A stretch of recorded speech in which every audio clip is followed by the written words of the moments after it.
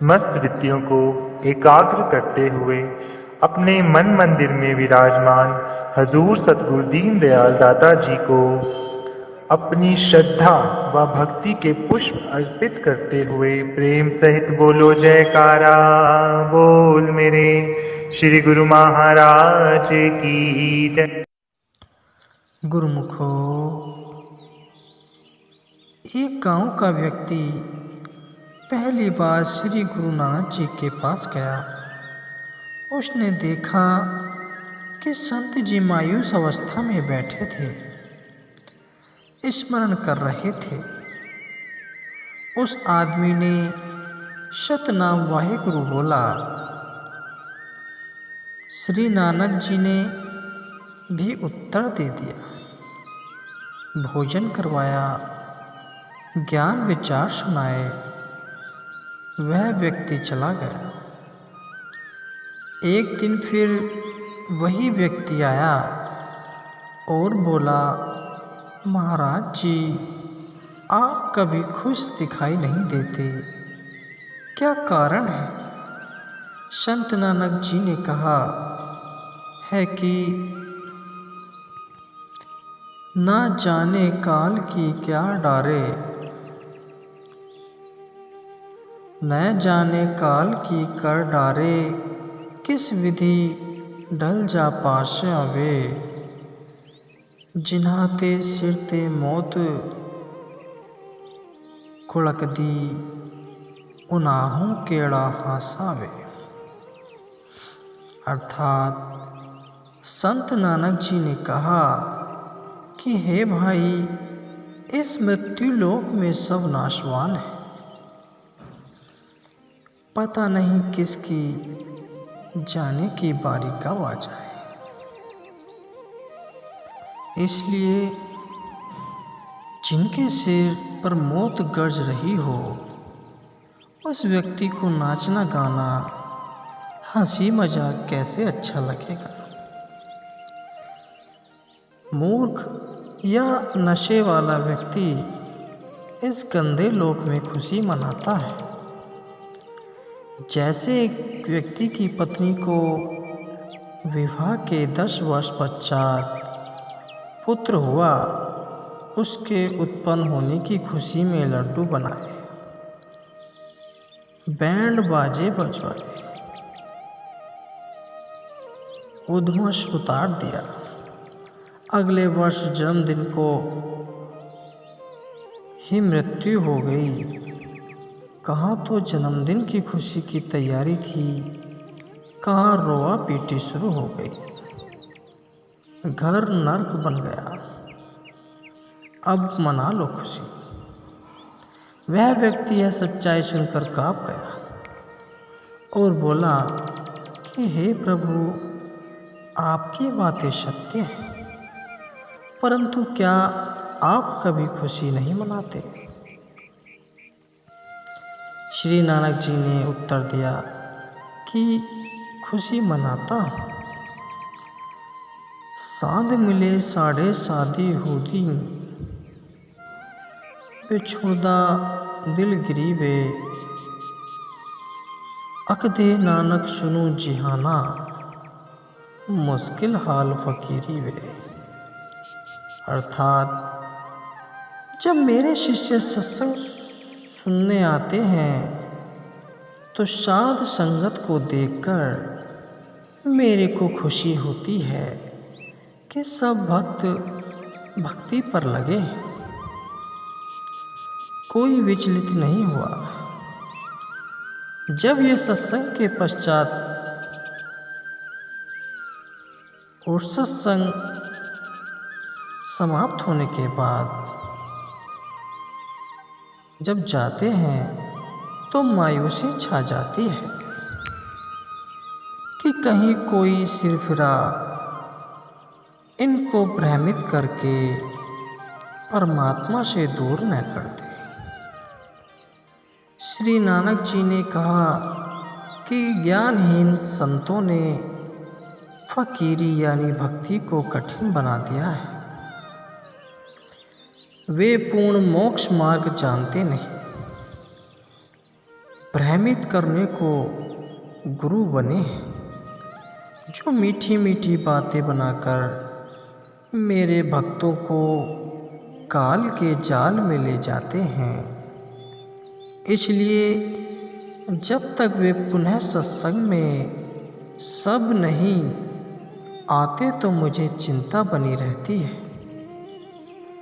सब आ जाते हैं तो खुशी होती है, परंतु हम नाचते गाते नहीं। दिल में महसूस करते हैं, मौत को कभी नहीं भूलते। कबीर जी ने कहा है, मौत विसारी मूर्खा, अजरज किया कौन, तन मिट्टी में मिल जाएगा जो आटे में लौन। एक उदाहरण के तौर पर बताते हैं, एक सेठ एक दिन एक संत के आश्रम में गया। संत की कृपा से उसको अच्छा लाभ हो गया। वह सेठ सेब संतरों केलों का बड़ा थैला भर कर गया। संत जी ने एक टोकरे में डाल दिया जिसमें फल प्रसाद रखे थे। सेठ 2 दिन बाद गया तो टोकरा फलों से भरा था। कुछ प्रसाद संत ने भक्तों को बांट दिया। कुछ भक्त फल प्रसाद लाए, वह टोकरे में डाल दिया। सेठ ने संत से कहा कि हे महाराज, आप फल क्यों नहीं खाते?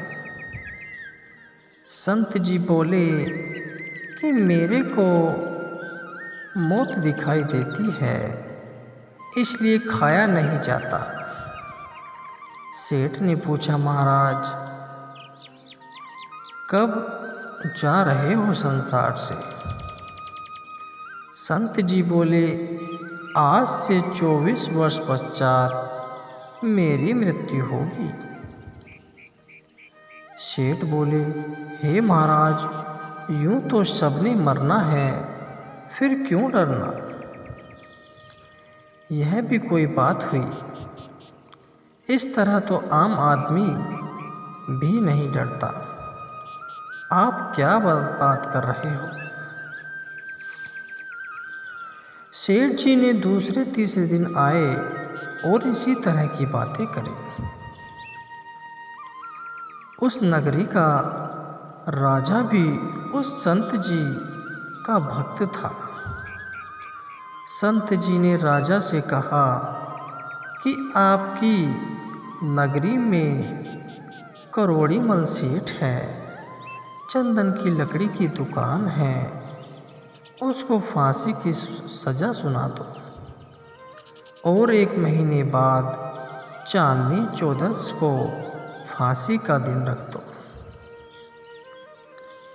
जेल में सेठ जी की कोठरी कक्ष में फलों की टोकरी भरी रहे तथा दूध का लोटा 100 किलोग्राम का भरा रहे। खाने को खीर, हलवा, पूरी, बड़ी या सब्जी देना। राजा ने आज्ञा का पालन किया। जेल में सेठ जी को 20 दिन बंद हुए हो गए, निर्बल हो गया। संत जेल में गया, प्रत्येक बंदी से मिला।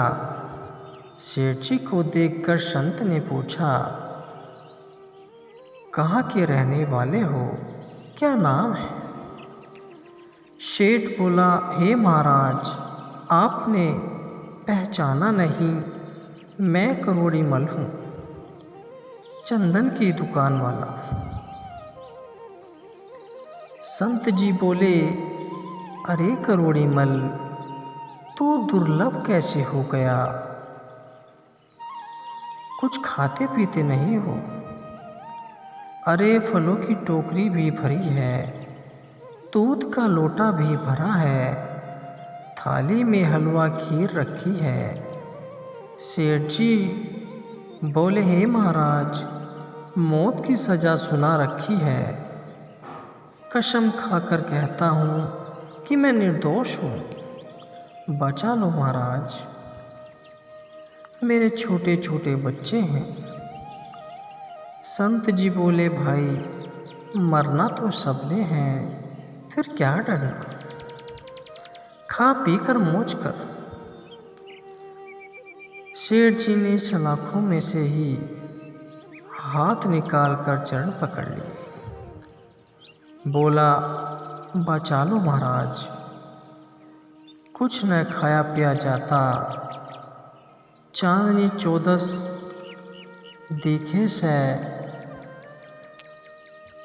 संत ने कहा, शेठ करोड़ीमल, जैसे आज तेरे को चांदनी 14 को मृत्यु निश्चित दिखाई दे रही है, इसी प्रकार साधु संतों को अपनी चांदनी 14 दिखाई देती है। चाहे 84 वर्ष बाद हो।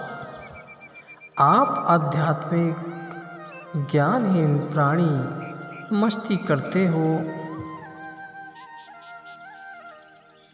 और अचानक मौत ले जाती है, कुछ नहीं कर पाते। ऐसे ही मुझे अपनी मृत्यु का दिन दिखाई देता है, जो 40 वर्ष बाद आना है। इस कारण से खाना पीना ठीक ठाक ही लिया जाता है। मस्ती मन में कभी नहीं आती, परमात्मा की याद बनी रहती है। आपकी ज्ञान की आंखों पर अज्ञान की पट्टी बंधी है, जो सत्संग में खोली जाती है, जिससे जीने की राह मिल जाती है, मोक्ष प्राप्त होता है। संत ने राजा से कहकर सेठ को बरी करवा दिया। सेठ जी ने संत जी से नाम लेकर कल्याण करवाया। आज की वीडियो कैसी लगी? वीडियो को लाइक करें, कमेंट करें और चैनल को सब्सक्राइब करें।